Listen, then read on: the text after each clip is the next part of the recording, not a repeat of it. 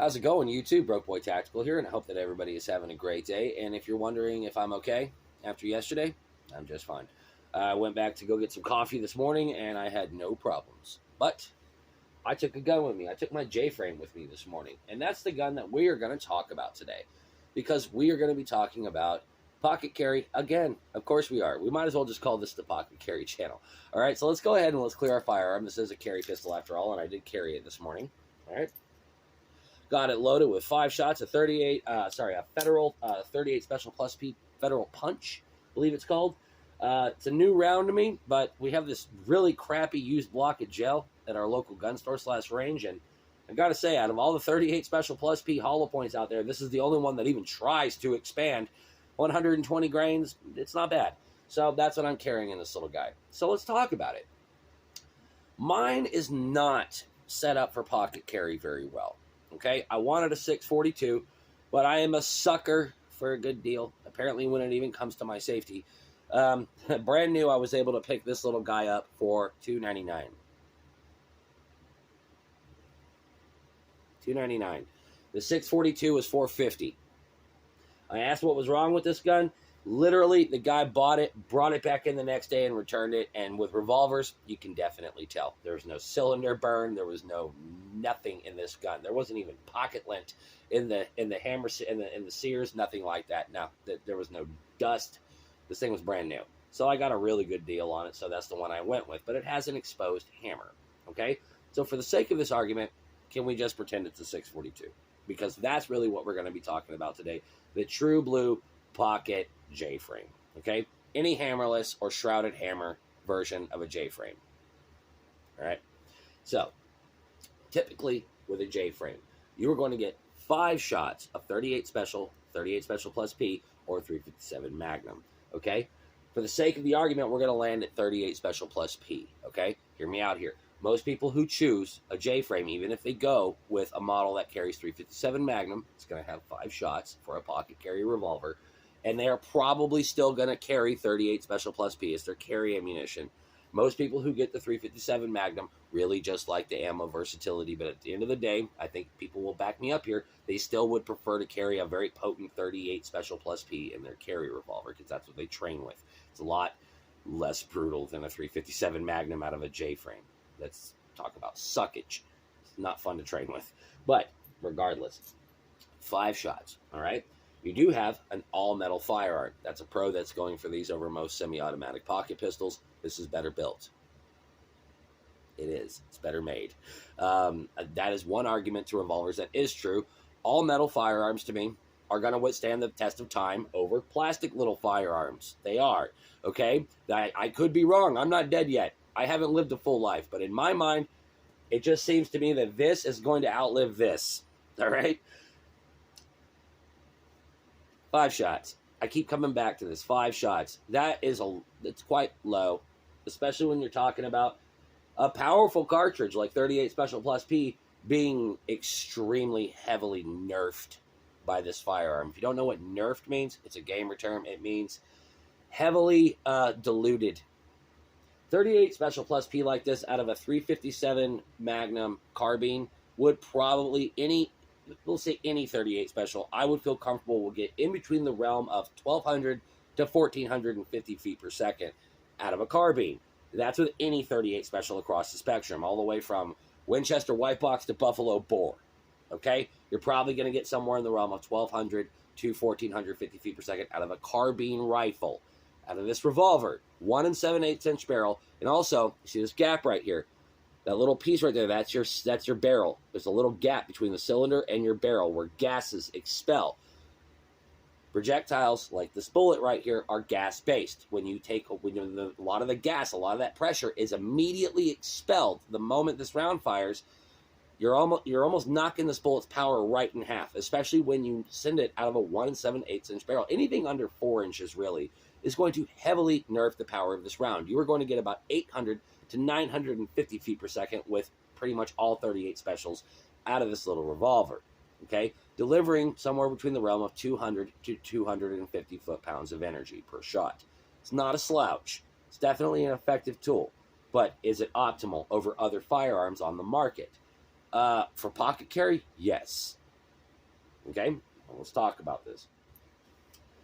These little guys can have malfunctions. Don't get that twisted.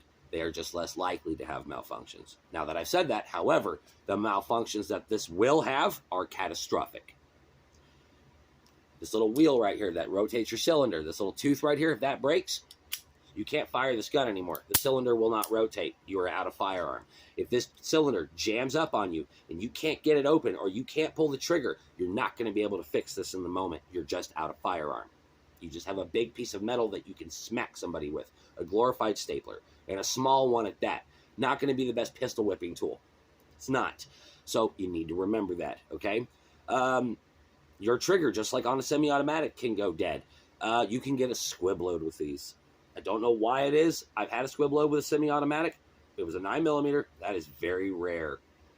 Very rare. I've had a couple of squibs with revolvers, though.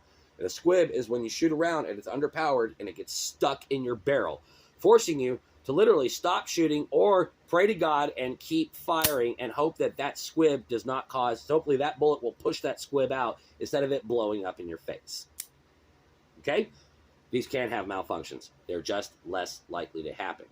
You can user-induced malfunction this thing. You can't limp wrist it, but you can short stroke the trigger. But we'll get to that in a minute because you do have restrike capability. Okay? But it's still something that can happen. You can't limp wrist it like an auto-loading semi-automatic, but you can short stroke the trigger on this double action. Okay? Take that for what it is. So, those are the pros and cons to this revolver. Oh, there's one more. Okay, I'm sorry. I forgot to mention one more. This is probably the most important. How did I forget to mention this? This is the best pro to this revolver. Guns like this, I've said it before and I'll say it again. This is not for picking off people at a distance. This is not for target shooting and getting 2-inch groups at 25 yards. They don't have sights. They have short barrels and terribly long, heavy, crappy triggers. They're safeties. They're built like this for a reason. This is not your primary carry pistol. This is for up close and personal fights, literal fights, where somebody is grabbing you, throwing you to the ground, kind of like what happened to me yesterday. So if somebody gets on top of you, you can push this into their ribs and just unload. This has a fixed barrel. You cannot send this firearm out of battery. That's a good thing. All right, we're going to show you. I just showed you we're clear, but since I'm going to be demonstrating this very scarily to you guys, we are clear. Okay? If I push this into my attacker, I can still pull the trigger. If I do that with a semi-automatic, I think the results might surprise you. If you've never seen this before, if this thing comes out of battery, meaning the slide gets pushed back, even like this,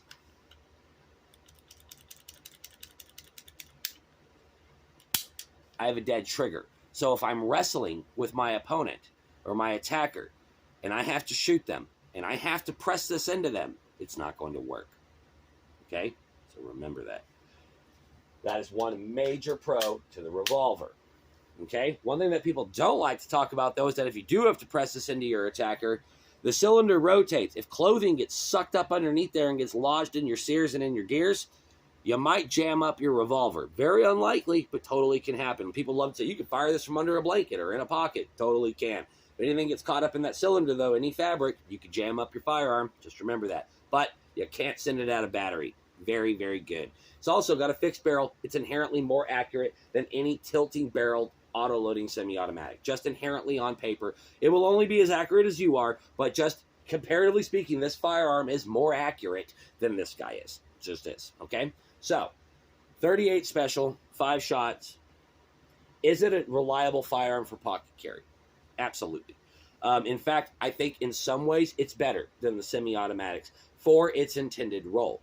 Now, I still carry the LCP for plenty of good reasons, which is why we're going to make a video about the LCP right after this. I just wanted to make 2 separate videos because this can get kind of wordy, and we're already almost at 10 minutes, and that's where I like to keep my videos at, 10 or 11 minutes. So, it's a lot of, you might be saying, well, good Lord, man, why would anybody carry one of these? Because they will carry it. Remember that. This is a firearm you will carry. This is a reliable firearm. All firearms can break. All firearms can catastrophically fail. I don't care what platform it is. There is no such thing as an infallible tool. Okay? So, these are perfectly adequate. They are not as antiquated as you might like to believe, but do not buy the hype and think that these are just infallible, perfect little machines that will never jam. It will always go bang. Nope, they can have light strikes. They can have failures. They can jam, they can have squib loads, any number of things can happen to these, okay? So just remember that when you're making your choice. But I think if you do land on a hammerless, I would definitely recommend a hammerless for pocket carry, okay? I'm a sucker for a good deal. Do as I say, not as I do.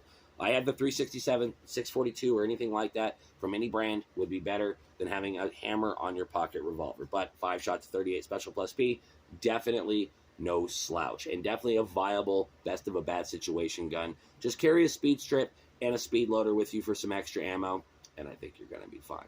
See you next time.